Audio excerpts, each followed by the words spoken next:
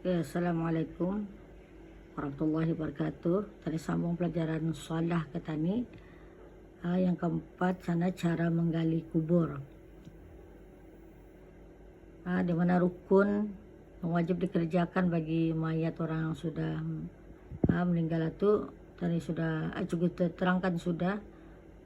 Yang pertama, dimandikan, dikafankan, disembayangkan, dan ditanam. Ini kita lihat lagi uraian penerangan mengenai macam mana cara menggali kubur itu.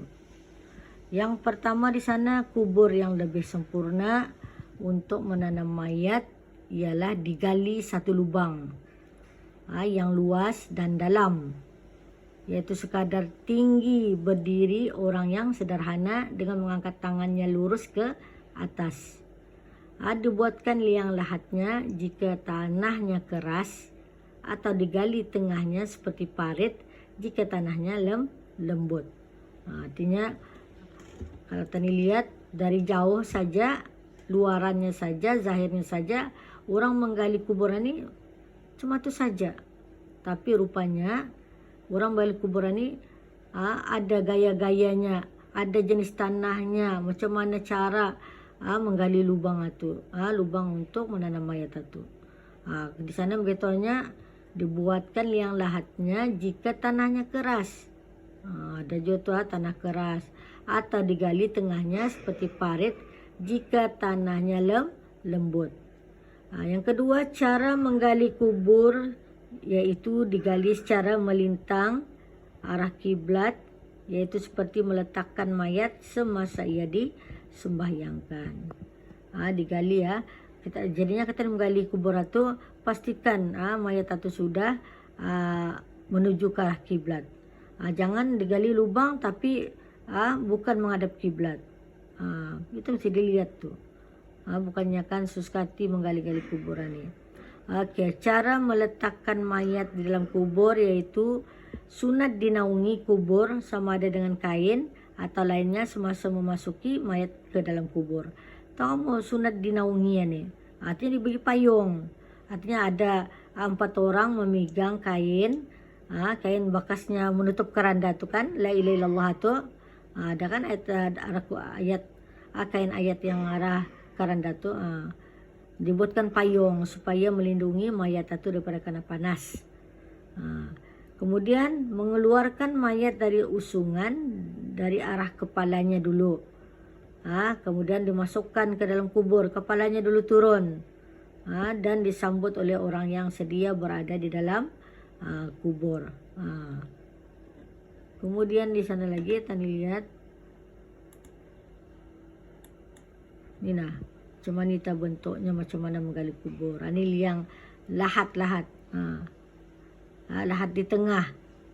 Ini cara orang menggali. Nampak tuh orang menggali ini. Di tengahnya nih, tengah. Kemudian kalau disiring, lahat di tepi ni nah. Nih, mayat akan di sini nih, dalam mana ini mayat. Ini sekarang papan.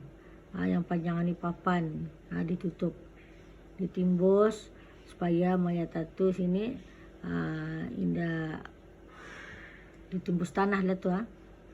Kalau di sini tu nah atas satu papan nih, yang dot-dot ini papan. Ya tu belahan inilah bentuk bentuk lahat macam mana cara menggali kubur. Kemudian kita lihat sana yang berkaitan letak mayat dalam kubur. Yang pertama, mayat itu dihulurkan ke dalam lubang dengan mendahulukan kepalanya. Kepalanya dulu turun aja cikgu tadi ya. Yang kedua, kemudian mayat itu wajib dibaringkan di atas lambungnya, dan rusuknya. Rusuk ada tulang beda-beda itu. Dan yang afdal dibaringkan di atas lambung kanan. Disingitkanlah ke kanan. Yang kanan mana kanan? Sanalah kita menyampaikan ke tanah. Selepas itu wajib dihadapkan mukanya ke arah kiblat, ini kepalanya ke sebelah utara dan kakinya ke sebelah selatan. Mukanya sehadap. Kemudian yang keempat, bagi orang yang berada di tepi kubur, sunat membuat atau menaruh 3 kepal tanah ke dalam kubur itu. Tahu kepala ni, tanah itu dibulat-bulati macam menjadikan bula. Tanah itu dibulat-bulati jadikan bula, buat 3 kepal. Kepal pertama dibaca minha khalaqnakum, kepal kedua dibacakan wa fiha nu'idukum, kepal yang ketiga dibacakan wa minha nukhrijukum naratan ukhra.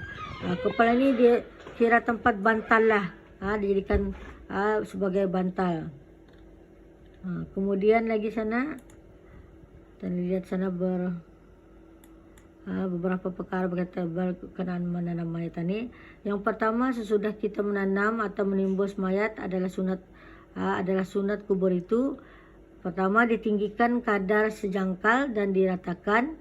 Yang kedua, kemudian kubur itu kalau sudah siap nampak kan tuh macam bandul, itu tuh ditinggikan sedikit. Kemudian baru ditanam nisan di sebelah kepala dan kaki, dua begini nisan di kepala jadi kaki, bukan ditanam nisan itu di tengah-tengah kubur. Ada orang menaruh nisan di tengah-tengah, tengah itu macam arah parut gitu. Taruh nisan di kepala dan di kaki. Kemudian ketiga, diletakkan daun kehijauan ataupun pohon hijau lah di atas kuburnya tu. Yang keempat, dijeruskan air di atas kubur, dimulai daripada kepala sebelah kanan hingga 2 kakinya. Kalau boleh siram itu menghadap ke kiblat, ke kiblat penyiraman ni. Memula kepala baru ke kaki. Kemudian yang kedua sana, orang yang membaca talqin hendaklah ia duduk atau berdiri pada muka mayat, iaitu membelakangi kiblat. Dan orang yang hadir berdiri dengan mendoakan mayat itu dan memohon kepada Allah supaya ditetapkan hatinya dan diampunkan segala dosanya. Artinya orang membaca kubur itu untuk mayat itu membelakangi kiblat. Yang ketiga, jika mayat itu ditanam membelakangkan kiblat atau menelentang atau disembahkan atas mukanya, ini mengabab, mukanya diababkannya atau berpaling daripada kiblat, maka wajib mayat itu digali semula. Betulkan supaya mukanya menghadap ke kiblat.